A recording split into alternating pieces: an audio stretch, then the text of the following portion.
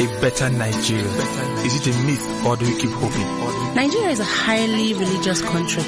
How come corruption thrives? Why is adoption not encouraged in Nigeria?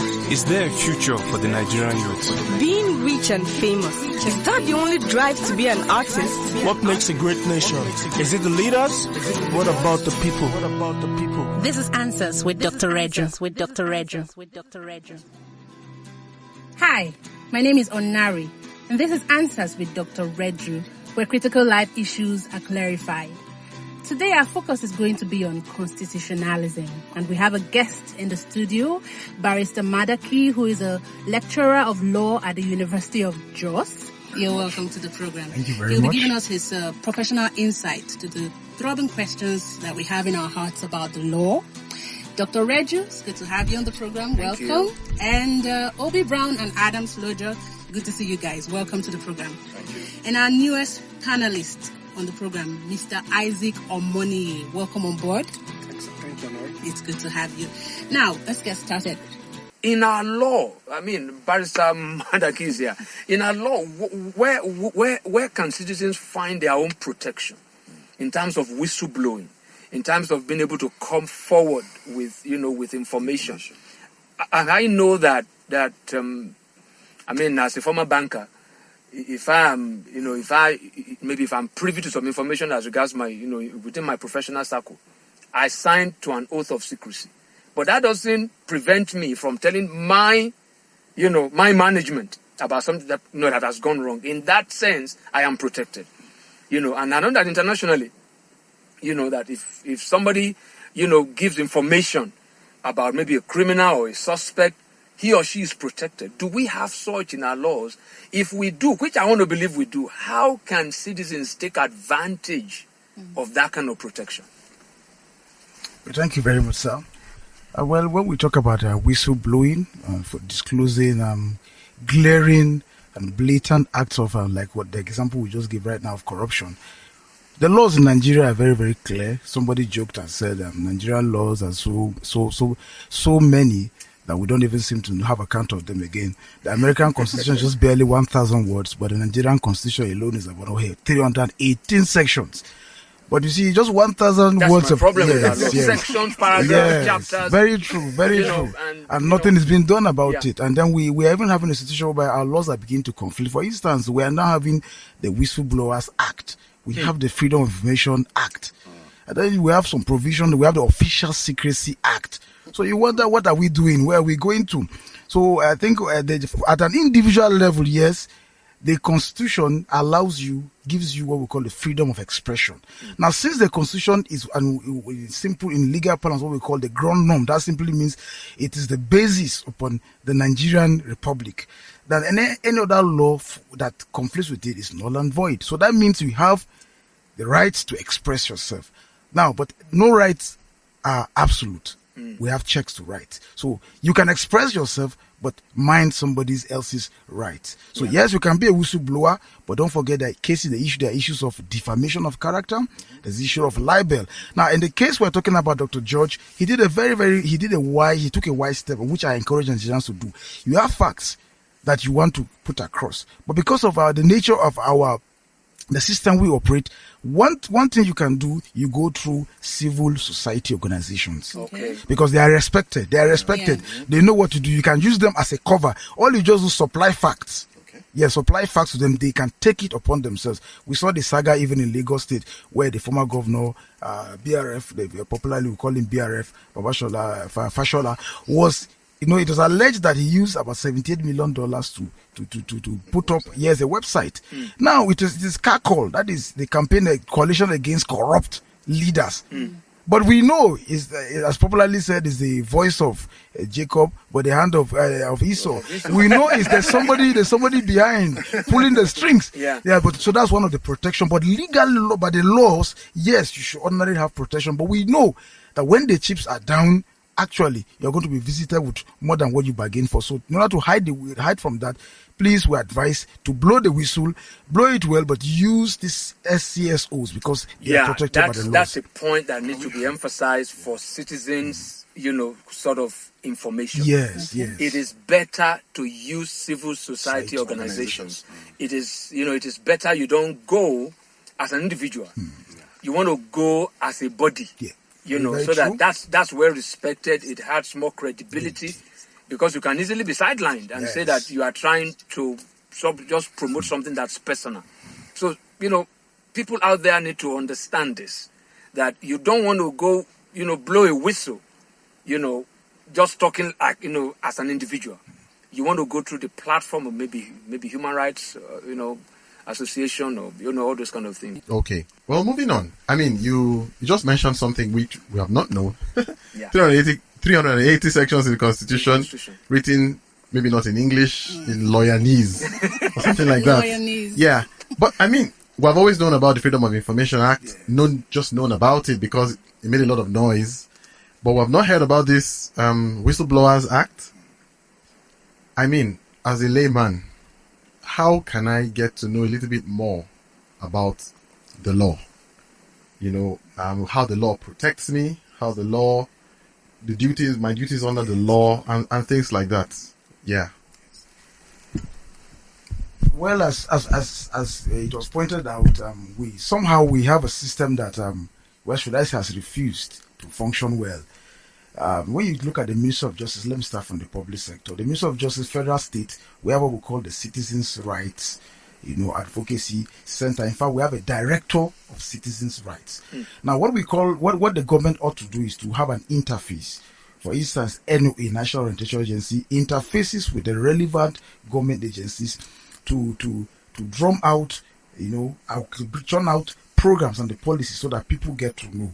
Because the law is just nothing but just written in black and white in books if you can't see the practical implementation, when people see them. So, for instance, I talked about the Whistleblowers Act. That was done to cure the problems that the Freedom of Information Act has. What's the problem with Freedom of Information Act? Yes, you are given freedom to access information with the right hand, but the left, you are being denied. Because you'll be shocked to find out that there's certain information which are classified. They say they are sensitive, for national interest, international interest, and all those, so you can't access them. But the Whistleblowers Act is just a way of saying, okay, come forward, say it, under whichever guise. We'll check it. If it's factual, we proceed. So, for an individual, what we encourage people to do is do your best. Be politically conscious. When a news item comes out, ask so many questions. And it's an indictment also. I say this with all humility. It's an indictment also onto the Nigerian Bar Association. When you look at the Nigerian Bar Association, we have what they call the Directorate for Human Rights. But are we really performing our function? Because we should be able to carry it down to the grassroots. We saw what INEC did during the election. Jingles went in languages. People could know what was going to come up in Nigeria.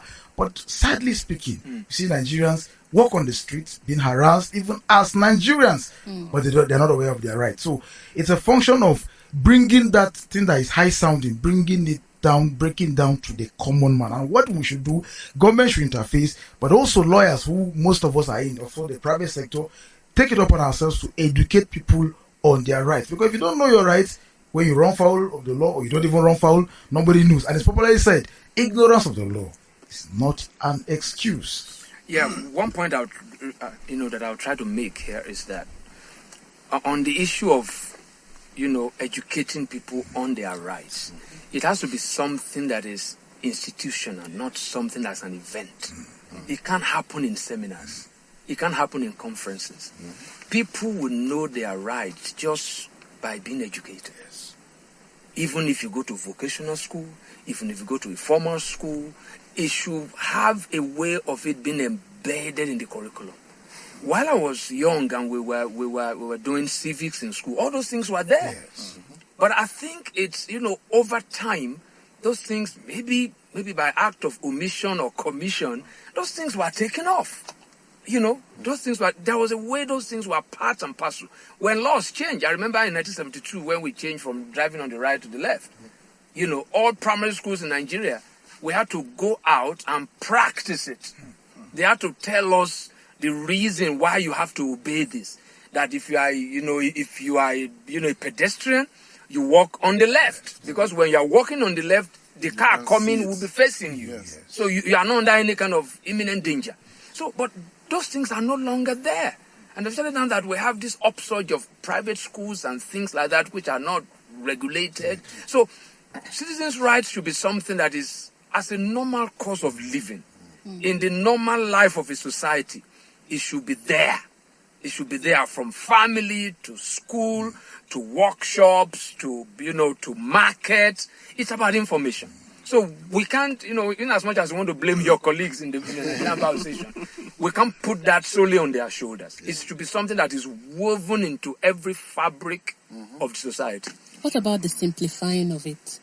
Dr. Redru, Barrister Madaki, if it's so complicated to even want to pick it up and try. I even want to pass that question to him. Is it possible? Is it legal to translate the constitution into Yoruba, Hausa, Igbo, have a pidgin? Remove all those whereas. And the sections, chapters, and clauses, they sort of, because you talk to a Brit, you talk to an American, they talk about the constitution freely. It's written in a language that everybody can understand.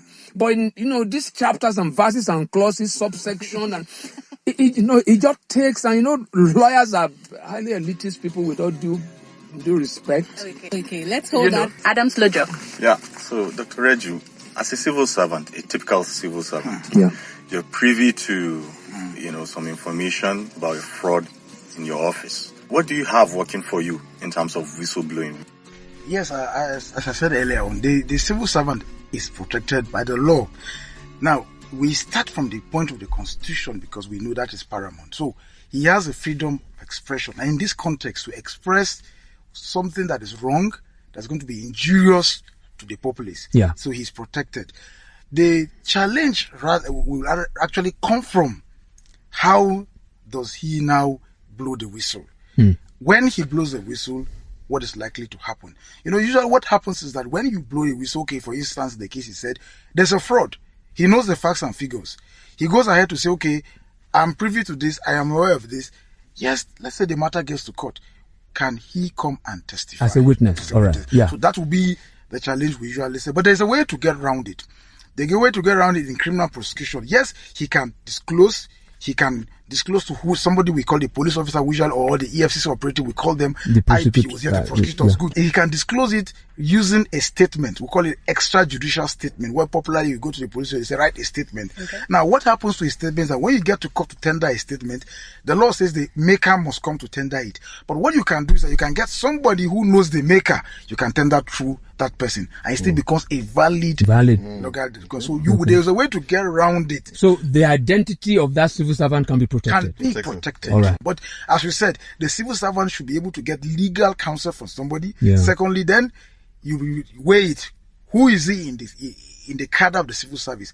There are some people that have nothing to lose, but there are some, if he takes the step, there are certain things that may follow. So you weigh all these things, then the proper legal advice can be given to the civil servant, and then we hope, with the stance of what we hear the government say, we hope that yes, the government will look into that also, because one way to fight corruption, not just to fight corruption on the pages of newspaper, but to create incentives. Yes, it's good to demystify and say wrong is wrong, but also create incentives for right doing, so that Nigerians can come up to say, I've seen this, and then they have no regrets when they disclose. Exactly. All right, Obi Brown.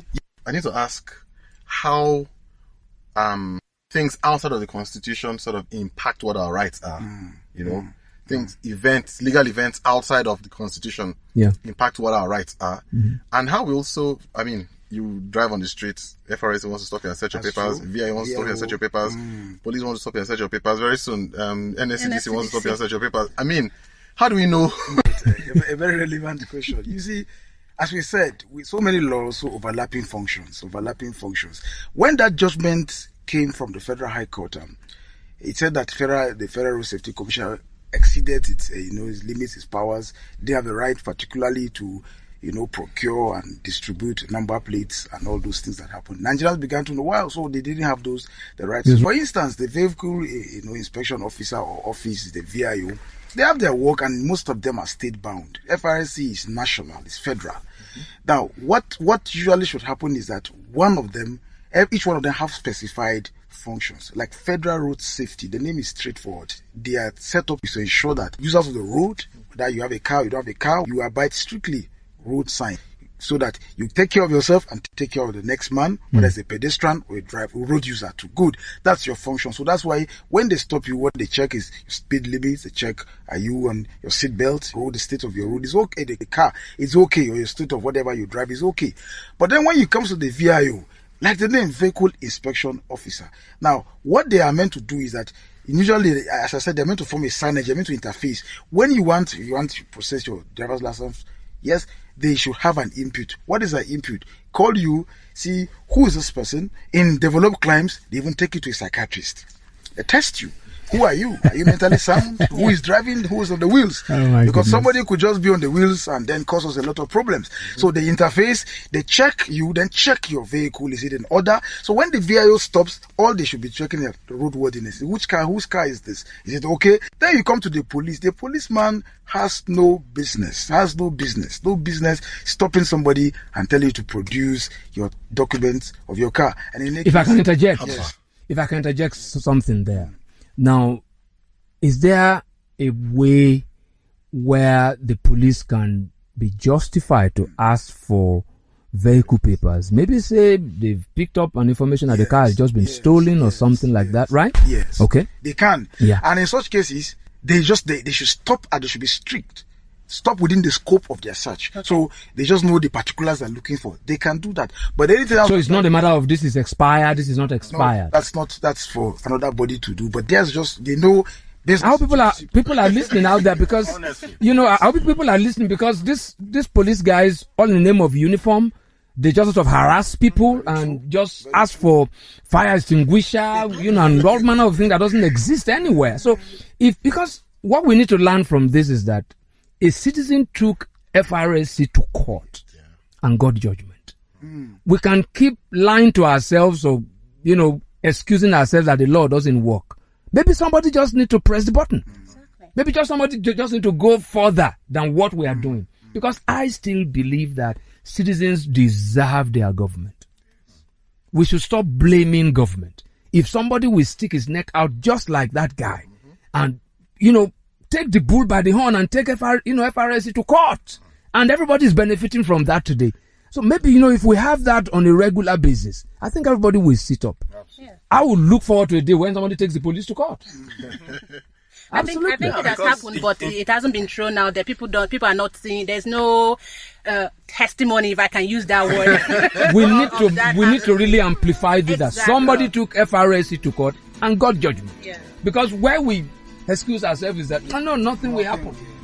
Let's keep doing. Let nothing happen. Let's keep doing until something happens.